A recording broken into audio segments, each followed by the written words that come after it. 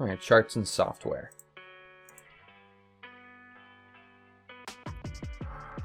Learning to read charts correctly. So charts are way more important than you might realize. They show you everything that you need to know. If you are a visual learner, you will and should fall in love with them. Most indicators, indicator and pattern strategies are a trap. They were created to give you a sense of control where you literally have none. What happens at the right edge of the chart is the future. No one knows exactly what the outcome will be. And if they say they do, don't walk, but run away. The charts are a historical record of how the price of any tradable security, stock, bond, crypto, etc., has moved in the past. And while we can't predict exactly what will happen in the future, we can have a darn good idea of what will happen based on what has happened. You must study charts, if you are not already doing so, to begin to recognize behavioral patterns that develop and to develop some intuition regarding market movement and trends. In the next course, we will take a deep dive into all things technical analysis / price action related, but we will go over the basics moving forward. All right, chart types.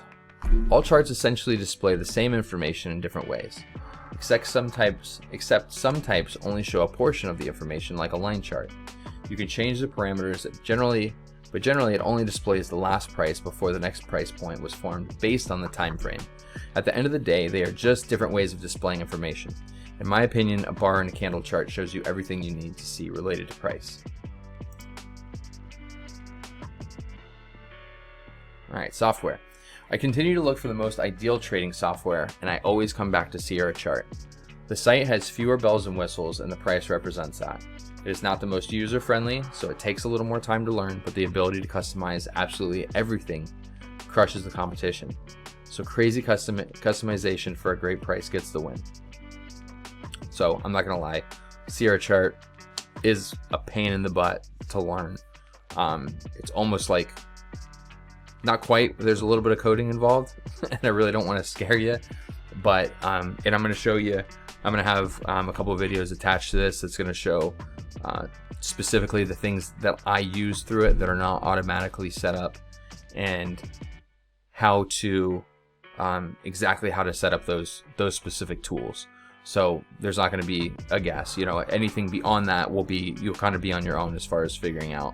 But there's just like anything you can possibly think of as far as any kind of indicators or testing software or whatever, it's all included in there.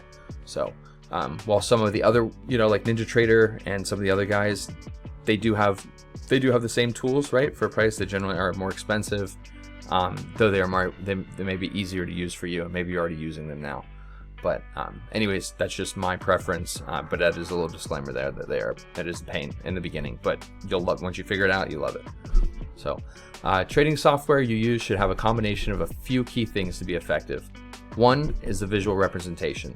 We all have different preferences as to the most efficient and effective way to view what is happening on the charts in front of us. Key tools / indicators. Unfortunately, the critical tools for visualizing the most important information are not free.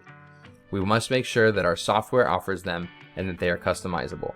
For example, market and volume profile are two we will be using in the next course. Brokerage linked execution. I almost put this as a want versus a need, but I think it makes a huge difference. Ease of use, function, efficiency all come to mind here. I remember the day I set up one-click trading, and long story short, I'll never go back. If you're doing any sort of constant execution on a daily basis, it's an absolutely must-have. This comes down to personal preference. NinjaTrader, Jigsaw, and TradeStation are good choices as well. Go explore and find the one that works for you. But I have not found a free option that covers all the bases, and we will go deeper into these tools in the second course. And another one too that I use is TradingView. That's kind of like my free one. It's just really good for cycling through different assets and stuff whenever I'm just looking at kind of longer term prices and whatnot. But and they do have volume profile, but they don't have market, and the market profile is the one that I think is the most important and the one that I use, as we'll go over in the future. But that's a really great resource too, and they have so much stuff that they offer for free. But as far as what we're going to be doing, they just don't quite have what I think that's needed.